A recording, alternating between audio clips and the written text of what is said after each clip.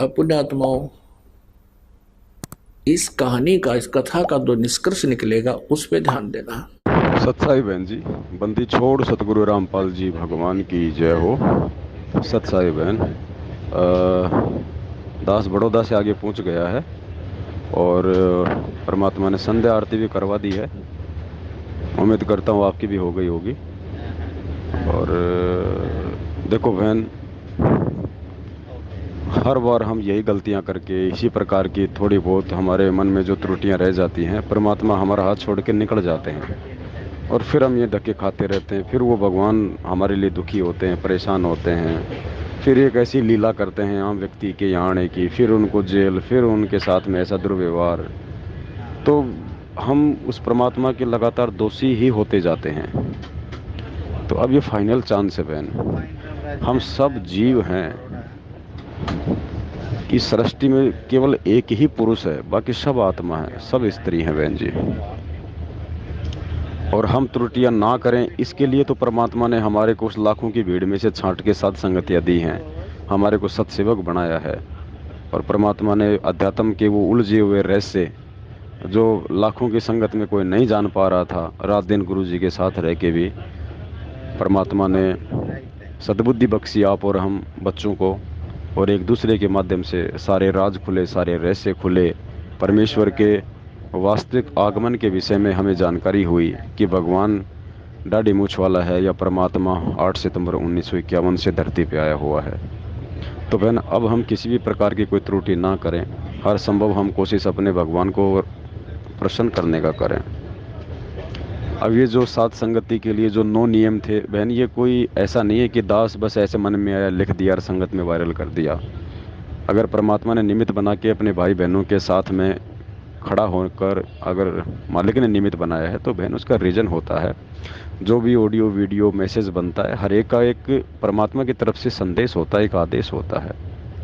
अब उसमें 9 नियम में एक नियम था कि आपको सात संगतियों में कहीं भी कोई त्रुटि दिखाई दे, तो ये हमारी जिम्मेदारी बनती है कि हम सभी भाई बहनों को समझाएं, किसी से कोई गलती ना बने, कोई त्रुटि ना बने। और यदि कोई त्रुटि हो रही है तो हमारी जिम्मेदारी है कि हम वहीं पे सबके सामने उसको सार्वजनिक करें, उनको समझाएं कि साहब ये नहीं होना चाहिए, ये परमात्मा के ज्ञान के खिलाफ है। अब यदि कोई व्यक्ति हमारे गुरुदेव के अलावा यदि किसी और को भगवान बताता है, यदि किसी भगत के विषय में कहता है कि भाई इसके रूप में है, ऐसे है, वैसे है, और हमें वास्तविकता का पता है कि एक समय में पूरी पृथ्वी पे एक ही संत होता है, और वो संत वर्तमान में सतगुरु रामपाल जी भगवान है, हमारे पूज्य गुरुदेव जी हैं। इसलिए हमने उन नकली सतगुरुओं से बात नहीं बनेगी। एक समय में एक ही सतगुरु होता है। जैसे परमात्मा जब आए थे, उन्होंने किसी को भी नाम देने का आदेश नहीं दिया था और स्वयं ही उपदेश दिया करते थे। 64 लाख शिष्य उनके हो गए थे, उन सब के स्वयं ही गुरु थे, स्वयं ही सतगुरु थे। और एक समय में एक ही संत होता पूरी पृथ्वी पे, उस परमेश्वर का। वैसे तो ये अन्य उपासना बताने वालों की तो गिनती ही नहीं है। उसके बावजूद भी यदि कोई कहता है काल प्रेरित होके कि नहीं नहीं, उस भगत के रूप में गुरु जी हैं, सब कुछ वो ही कर रहे हैं, देखो वो इतना कैसे समझा देते हैं, इतना सब कुछ कहाँ कहाँ से निकाल के ले आते हैं, हम भी तो सत्संग सुनते हैं, हम क्यों नहीं समझ पा रहे। अब बहन, एक स्कूल के अंदर हजारों बच्चे होते हैं, सबका ज्ञान योग बराबर थोड़ी होता है। एक मेरिट में भी आता है, एक फर्स्ट भी आता है, एक सेकंड भी आता है, एक फेल भी हो जाता है। और इस तरह की बात यदि कोई मंदबुद्धि भगत संगत में करता है या आपके सामने करता है, और फिर भी यदि हम उसी समय उसको नहीं रोकते हैं, नहीं टोकते हैं, और ज्ञान आधार से उसकी बातों को अनदेखा करके उसको चुप नहीं कर देते हैं, किसी भी प्रकार की लोक लाज में ना आके, तो परमात्मा कहते हैं कि गुरु की निंदा सुने जो काना, ताको निश्चय नरक निदाना। ये भी एक प्रकार से अपने गुरु जी की निंदा सुनने के बराबर है, क्योंकि हमारे गुरु जी परमात्मा, और यदि गुरु जी के अलावा कोई किसी अन्य को परमात्मा बता रहा है, तो हम अपने गुरु जी की निंदा सुन रहे हैं। तो ऐसी स्थिति में हमने तुरंत उसको समझाना चाहिए। वो मानता है तो ठीक है, नहीं मानता है तो कोई लोक लाज, कोई शर्म नहीं करनी चाहिए। हमारी आपसी मेल जोल कोई रिश्तेदारियां नहीं हैं, हम परमेश्वर के ज्ञान से एक दूसरे से जुड़े हैं। और यदि ज्ञान में कोई है तो हमारा रिश्तेदार है, हमारा भगत भाई है, भगत बहन है, अन्यथा वो हमारा कुछ नहीं लगता। उसी समय संपर्क तोड़ दो आध्यात्मिक, ये परमात्मा ने बताया है। और दूसरी बात बहन, मान लो वो कल प्रेरित होकर इस प्रकार की बातें भी कर रहा था अपनी सोच आधार से कि भाई इसके रूप में है गुरुजी, ऐसा कर रहे हैं वैसा कर रहे हैं।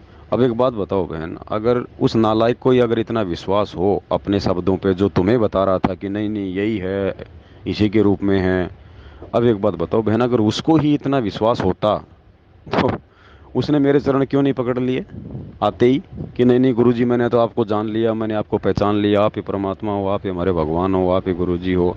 उसको खुद को तो नालायक को विश्वास नहीं है और आप लोगों को शिक्षा दे रहा कि ये भगवान है, तो तुम वहीं समझ जाना चाहिए था तुम्हारे को।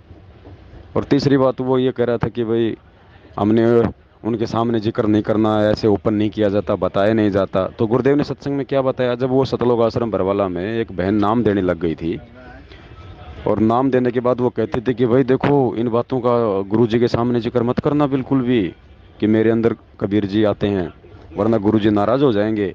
और जब गुरुजी को इस बात का पता चला तो परमात्मा ने सत्संग में फिर क्या बताया कि मैं कोई आदेश दूं और फिर तुम मेरे से पूछोगे और मैं नाराज हो जाऊंगा। तो परमात्मा ने कहा कि ये मंद बुद्धियों के लक्षण होते हैं ये। तो इतना डर कर आपने इस भक्ति रूपी गर्भ को प्रफुल्लित करना है। जैसे माता गर्भ को राखा यतन बना और ठेस लगे तो क्षण हुआ तेरी ऐसे भक्ति जा। नारी कहावे पीव की रहे और संग सोए, जार सदा मन में बसे खसम खुशी क्यों होवे। देख कितनी गहरी बात बताई जाता है। नार कहावे पीव की, और कहते हैं रहे और संग सोए, और जार सदा मन में बसे। फिर यहां तक कह दिया, जब उस मान लीजिए उस दुष्टा में कबीर जी आते तो भी मना करते हैं कि नहीं गुरु जी को भी मानो, और जो दुष्ट आत्मा उनके पास जाते हैं वो कि मुझे तो गुरु जी कहे आस्था दुष्ट ढेर गया।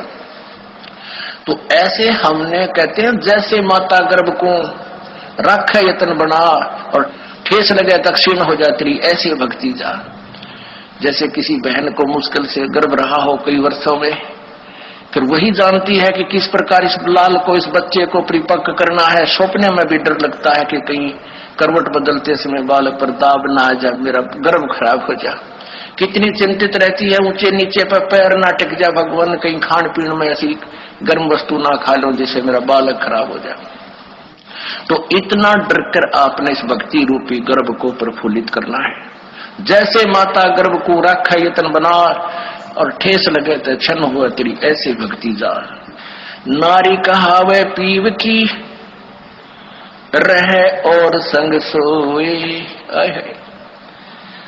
जार सदा मन में बसे खसम खुशी क्यों होवे। देख कितनी गहरी बात बताई जाता है।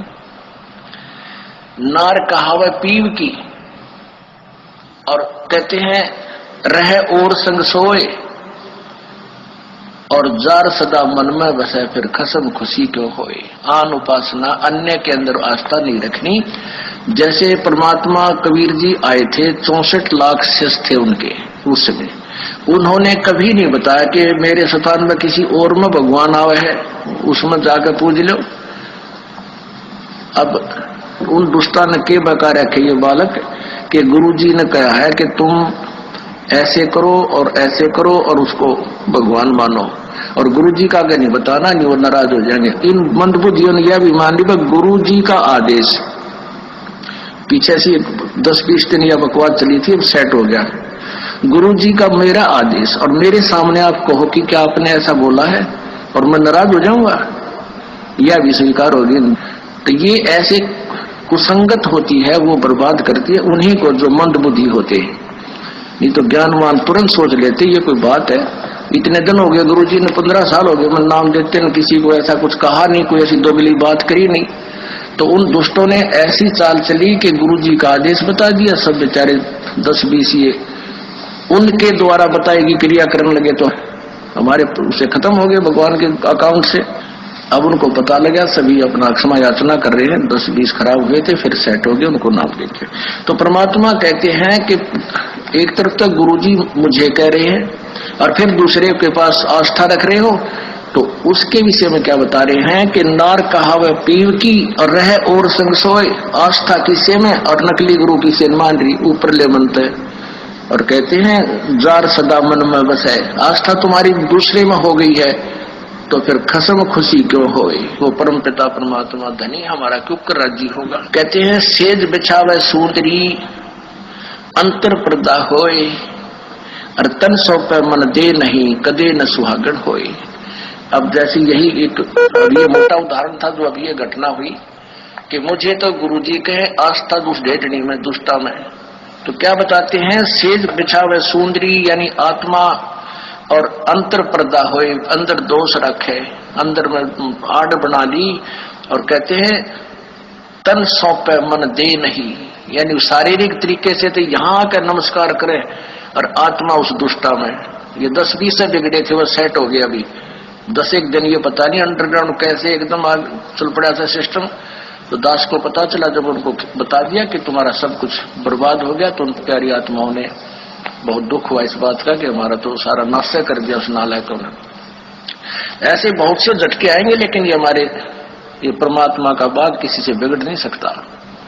ये तो पूरे ब्रह्मांड में छावेगा। ये बड़े बड़े ये टीरी खा ये ढाने हमने, ये बड़े बड़े पंथ बन रहे, ये नए कुतरू आगे थोड़े हमारी संगत को खराब कर सकते हैं।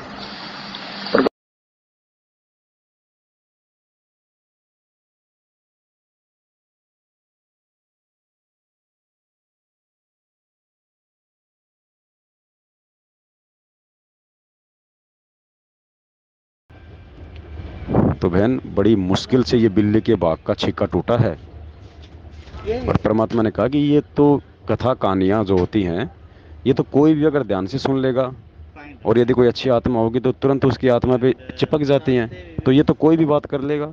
क्या आज गुरुजी से मीठी मीठी आवाज़ में, खैर हमारे लिए तो हमारे भगवान से बढ़ के किसी की मीठी आवाज़ नहीं है, लेकिन अगर हम आवाज़ की बात करें तो ऐसी ऐसी मीठी आवाज़ में लोग भागवत करते हैं, मोह लेते हैं आम प्राणियों को, भगत समाज को, और उस मोह के चलते उनके बातचीत का जो वो तरीका है उसके चलते लोग लाखों रुपया वहाँ पे दान का दे के आ जाते हैं। तो कोई अच्छी बात बोलने से या मीठी बात बोलने से या मात्र सफ़ेद कपड़े पहन लेने से अगर कोई भगवान बन जाए तो फिर बताओ बहन, फिर इस भगवान को आने की हाथ धरती पे क्या ज़रूरत थी। अरे हरियाणा में तो सभी हर घर में सफ़ेद कुर्ते पजामे पहनते हैं, सिर पे जो है टॉवेल रखते हैं। अब मैंने तो बहन जी मेरे सादापन के लिए पहना है ये। परमात्मा कहते हैं ना कि भगत का उठना बैठना चलना फिरना पहनना सब कुछ सादा होना चाहिए।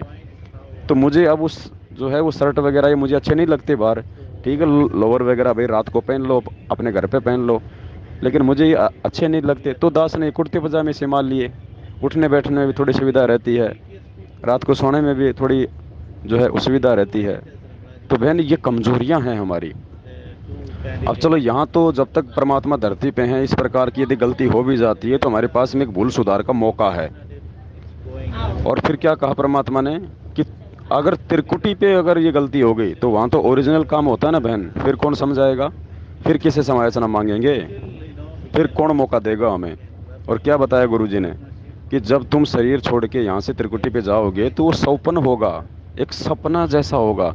जैसे रात को हमें सपना आ जाता है और हम अमीर की भूमिका में है, हम कोई राजा हैं, हम कोई बहुत बड़े सेठ हैं, और हैं वैसे गरीब हम आम लाइफ में, लेकिन सपने में हम राजा बने बैठे हैं। लेकिन क्या वास्तव में हम राजा हैं? और क्या हमें उस समय पता चलता है कि मैं गरीब हूँ? क्योंकि जब सौपन आदमी को आता है तो उसको ये थोड़ी पता होता है कि मुझे सपना आ रहा है और मैं नींद में हूँ, उसको तो हकीकत ही लगती है। तो ठीक इसी प्रकार गुरुदेव ने कहा कि जब तुम ये शरीर छोड़ के जब तुम त्रिकुटी पे जाओगे तो तुम्हें मालूम नहीं पड़ेगा कि मेरा शरीर छूट गया। अगर कोई मर्यादित भगत होगा तो उसको पता नहीं चलेगा कि मेरा शरीर छूट गया। गुरुदेव ने कहा कि उसको सौपन जैसा लगेगा कि मैं तो सत्संगति में जा रहा हूँ, मैं तो सत्संग में जा रहा हूँ, और जा रहा है वो त्रिकुटी पे। बोलो सतगुरुदेव की जय हो। कबीर ये माया अटपटी सब गट आन अड़ी, और किस किस न समझाऊं या कुआ भांग पड़ी। तो यहाँ हम सभी एक का कुएं का भांग पिए फिर रहे। वो परमात्मा आता है, हम उसके भी जूते मारते हैं, उसको बुरा कहते हैं, नकलियों को स्वीकार करें बैठे हैं तो आसपास भी नहीं भगवान के। अब कहने का दास का तात्पर्य है कि इस दास के स्थान पर ये सोच लो परमात्मा बैठे हैं, और फिर हम कैसे व्यवहार करेंगे उस भगवान से जिसके लिए हम तड़प रहे हैं। ऋषियों ने शरीर गाल दिए भगवान पाने के लिए, यदि वो मिल जाए तो हम उसका कैसे व्यवहार करेंगे। तो ये आपने रिहर्सल करनी पड़ेगी। इस दास को डला समझ लो, एक पत्थर समझ लो बोलता हुआ, लेकिन यहां नू सोच लो हम भगवान से मिलने जा रहे हैं। तो जैसा व्यवहार आप यहां करोगे ऐसा ही स्वप्न में आपका बनेगा। मृत्यु के बाद आपको ऐसा होगा जैसे स्वप्न, और वहां भगवान दास के रूप में पहले आपकी परीक्षा लेगा, बाद में ऊपर सिलेक्ट करेगा, ले जाएगा सतलोक। तो वहां जैसी भावना, जैसा अच्छा या बुरे विचार आपके इस दास के प्रति होंगे, आपके मस्तिष्क पर लिखे आएंगे वहां पर, क्योंकि वहां कोई रोल ना चल है, या तो हम 100 बात छुपा ले, आपके मस्तिष्क पर लिखे आएंगे। रिजेक्टेड और सिलेक्टेड कहने की जरूरत को नहीं, बस वहां तो न्यू करना भगवान ने, फिर रह जाओगे वहीं से। फिर ठीक है, आपने जो भक्ति की है, पहले तो यदि गुरुजी के प्रति आपकी आस्था एज ए गॉड नहीं है तो भक्ति आपकी बनाए को नहीं, भक्ति चलेगी ही नहीं। और सोचो ये जो अपन यहाँ धर्मपुर में जो बैठे थे अपन, हो सकता है परमात्मा आपको वहाँ से गुजरात से आपका शरीर छुड़वा के और आपको त्रिकुटी पे लाए हों, और क्या पता ये जहाँ पे सात संगति थी धर्मपुर ये त्रिकुटी हो, और यहाँ पे हमारी वो परीक्षा हो। अब लो बहन बताओ अब क्या करोगे आप, खोलिए ना हम तो फैल। अगर हमने उसकी बात को नहीं स्वीकारा, चलो ठीक है, ये बात तो दास भी मानता है कि ये ज्ञान लेने के बाद और 2-3 साल तक जो इस मार्ग में टिक गया, उस व्यक्ति की आस्था अपने गुरुदेव से हटा के ब्रह्मा विष्णु महेश भी किसी भगत में नहीं लगा सकते। कबीर साहब से लाभ लेना है तो ये नियम अपना आजीवन निभाना होगा। स्वयं परमात्मा ब्रह्मा विष्णु महेश भी आ जावे, कोई आके यूं कहे मैं कबीर हूं, या स्वयं परमात्मा भी आ जावे, तो भी आपकी श्रद्धा डगमग नहीं हो कि नहीं हमें तुम्हारे भगवान गुरुदेव। लेकिन बहन गुरु की निंदा सुने जो काना, आपके गुरुजी आपके सामने आपके गुरुजी के स्थान पे कोई अन्य कोई यदि भगवान बताता है कि ये है इसके रूप में आए हुए हैं और हम चुपचाप सुन रहे हैं, तो बहन ये भी गुरुजी की निंदा ही सुनना है। तो बताओ कमजोरी हुई कि नहीं हमारी। अब ये कमजोरियां निकालने के लिए तो परमात्मा ने हमें सात संगतियां दी है, तो बहन हमें इन सात संगतियों से फायदा उठाना है, अपने आप को निखारना है, निर्मल करना है, ज्ञानी बनाना है। क्या कहा परमात्मा ने कि बच्चों मैं तुम्हें यहाँ पे ज्ञानी बनाने आया हूँ, विद्वान बनाने आया हूँ, ताकि तुम्हें कल को कोई भ्रमित ना कर दे। तो हमने फाउल नहीं होना। फाउल पॉइंट अब धीरे धीरे आपके समझ में आ जाएंगे, कुछ कथाओं के माध्यम से और कुछ इस फार्म के ऊपर जो लिखे होते हैं इसमें भी हमने कुछ लिखे हैं, कुछ आप वैसे कॉमन सेंस से भी समझ जाओगे कि ऐसे ऐसे होता है। अब बताओ अगर ऐसी हरकतें हम करेंगे इस प्रकार से, तो हम तो भ्रमित हुए जो है बैठे हुए हैं, बताओ फिर हमें कौन संभालेगा। तो बहन दास की प्रार्थना है आप बहुत अच्छी आत्मा हो, तभी परमात्मा ने साथ संगति से जोड़ा है। सब लोग चले गए लेकिन आप 1-2 आत्मा यहाँ पे आप रुकी रही और साथ संगति का फ़ायदा उठाया। अब देखो यहाँ परमात्मा ने एक छोटी सी घटना को अंजाम देके और सबकी परीक्षा ले ली। और दास बहन जी कल से बोल रहा था कि भाई सबको जो भी खाना दाना दो, नाश्ता, वो डिफरेंट दो, एक जगह मत खाओ सब। पता नहीं कौन मर्यादा में है कौन मर्यादा में नहीं है, हम नहीं जान सकते इन चीज़ों को, हम अंतर्यामी नहीं हैं। लेकिन मालिक ने दास को प्रेरणा कर दी थी। दास ने पहले भी कहा था कि मैं एक मालिक ने एक सा सॉफ्टवेयर दे रखा है कि साधु शब्दा परखिए और दुख पड़े घरनार, सूरवीर जद जानिए जब रण बाजे तलवार। भगत का आव भाव चाल चलन बोल चाल से मालूम पड़ जाता है कि ये कितना भगत है, कितनी मर्यादा में। तो मालिक ने दास को प्रेरणा की क्योंकि परमात्मा अंतर्यामी थे, उनको पता था कि कल इस प्रकार की कोई घटना होने वाली है।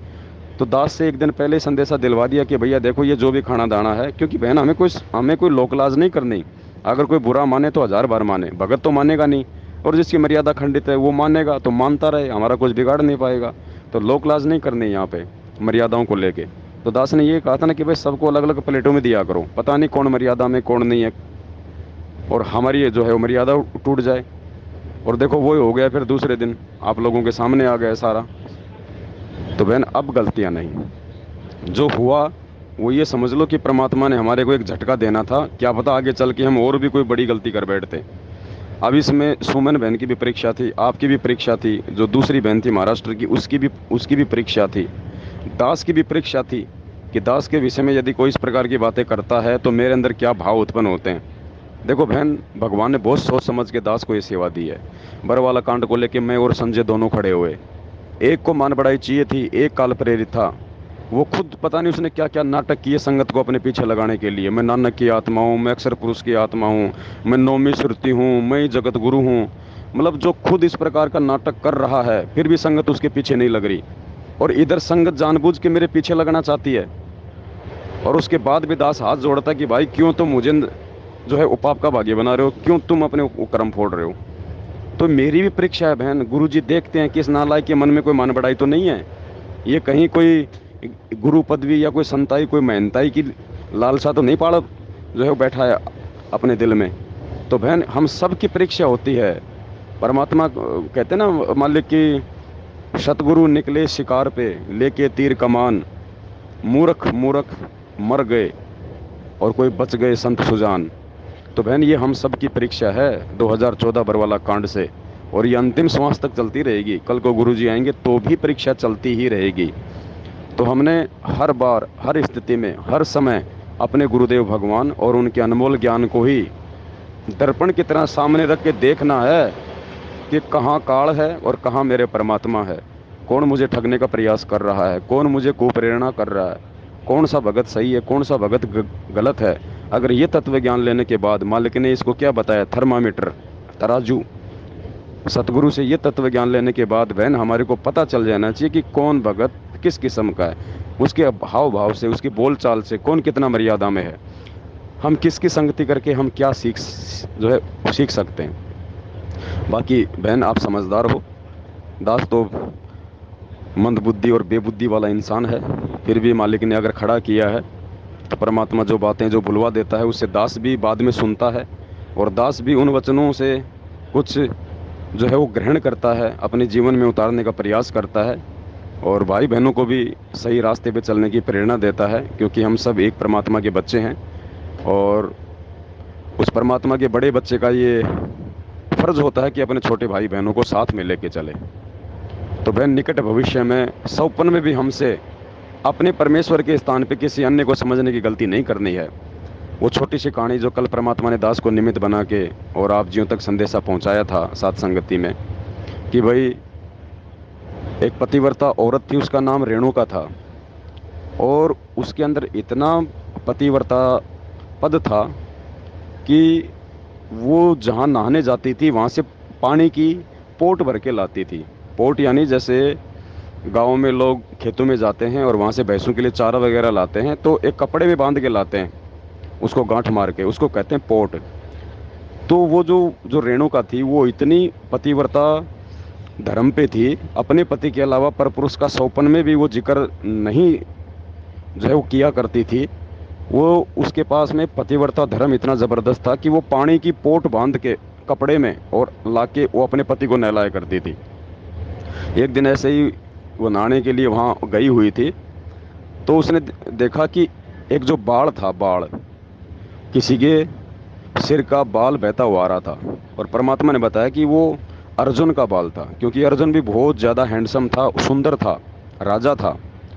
तो थोड़ी दूर पे अर्जुन नहा रहा था, तो अर्जुन के सिर का बाल टूट के बहता बहता आ रहा था। उस रेणुका ने उस बाल को देखा तो उसने बस इतना ही कहा था कि वाह कितना सुंदर बाल है। बहन जी, उसने ना तो अर्जुन को देखा, ना उसने अर्जुन के साथ किसी प्रकार की कोई गलतफहमी अपने अंदर पाड़ी, ना उसको पता, सिर्फ उसने बाल की, एक पुरुष के बाल की उसने सिर्फ प्रशंसा की थी। उसने सिर्फ एक पुरुष के बाल की प्रशंसा की थी। परमात्मा कहते हैं उसके बाद उसका पतिव्रता धर्म टूट गया, और उसके जो वो पोट थी ना, जो वो कपड़े में बांध के ले जाती थी जल, वो पोट नहीं बंधी उसके बाद उसकी। इसलिए परमात्मा ने फिर अपनी वाणी में कहा कि बाल सरायो रेणुका, यानी उस रेणुका ने बाल को सराहा, उसकी प्रशंसा की। वो गैर पुरुष का बाल था। बाल सरायो रेणुका और बंदी न जल की पोट, इस परमेश्वर की सत भक्ति में रति न चालक खोट। अगर इतनी सी भी अगर अपने पतिव्रता पद में यदि कोई डिफेक्ट आ गया, अपने गुरुदेव के अलावा यदि किसी गैर पुरुष में, गैर भगत में अगर हमने अपने सतगुरुदेव वाले भाव देख लिए, तो बहन देख लो क्या हाल होगा। ये किस्से कहानियाँ भगवान ने हमें पतिव्रता धर्म पे दृढ़ता के साथ चलने के दिए हैं, ना कि हमारे को फेल होने के लिए।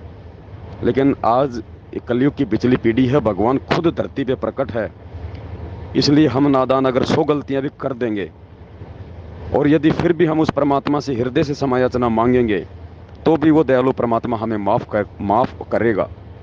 तो बहन ये फाइनल मौका है, क्योंकि परमात्मा ने हमारे को अब की बार छोड़ना नहीं है, लेके जाना है। लेकिन ये हमारी भी तो जिम्मेदारी बनती है, इतना ज्ञान और इतना समझाने के बाद, कि हम अब अपने पिता को ज़्यादा दुखी ना करें, उनको ज़्यादा परेशान ना करें। जब बच्चे युवा हो जाते हैं तो बाप को उम्मीद होती है कि अब मुझे जीवन में आगे कुछ शांति मिलेगी, मुझे कुछ सुख मिलेगा, अब मेरे बच्चे कमाएंगे, अच्छा काम करेंगे। हाँ जी।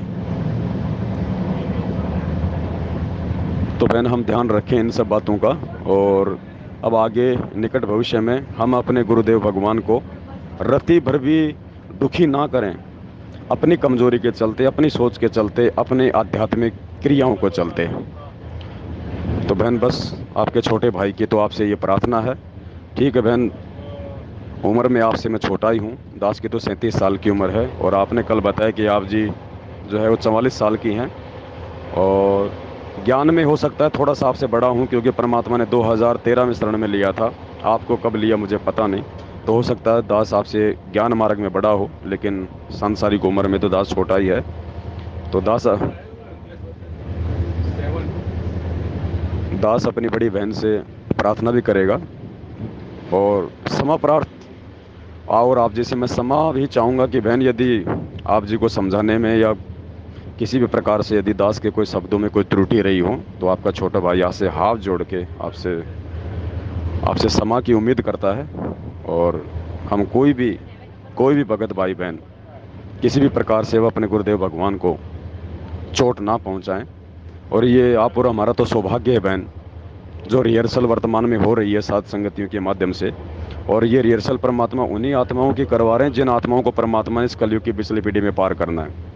वरना जो घटनाएं, जो कमजोरियां परमात्मा आज हमारे सात संगतियों के माध्यम से निकाल रहे हैं बहन, इन मैनेजमेंट वालों इनको वो मौका नहीं मिलना बहन। इनके सामने तो सीधी वो घटना होंगी, और इनके पास में ना कोई समझने का मौका मिलेगा, ना कोई समझाने वाला मिलेगा। इसलिए परमात्मा ने पहली बात तो 8.5 अरब की जनसंख्या में छाड़ के हमें भगत बनाया, और फिर भगत बना के 20 लाख की संख्या में से हमारे को सत्सेवक बनाया। और सत्सेवकों में से भी देख लो बहन, कितने भगत भाई बहन ऐसे हैं जो वास्तव में इस परमात्मा के प्रति तन मन धन से समर्पित हैं। तो ये अंतिम दाव है बहन, इसको चूकना नहीं है। अब की बार अगर चूक गए तो परमात्मा कहते फिर अनंत युगों यही भटकते रहोगे फिर, और फिर परमात्मा भी नाराज हो जाएगा, फिर नहीं संभालेगा कि तुम ही मेरे लाडले थोड़ी हो, ये गधे कुत्ते सुअर भी तो मेरी आत्मा है, इनको मानव जन्म देके इनको भी तो मुझे जो है सतलोक के लिए मुझे तैयार करना है। तो बहन हम ध्यान रखें, आगे से सभी भाई बहन ध्यान रखें। हम स्पेशली कोई आपको दास नहीं कह रहा, सभी को दास कह रहा है। हम आज के बाद कभी भी अपने गुरुदेव भगवान को, अपने महबूब को जो है परेशान होने का मौका ना दें। सत साहिब बंदी छोड़ सतगुरु रामपाल जी भगवान की जय हो।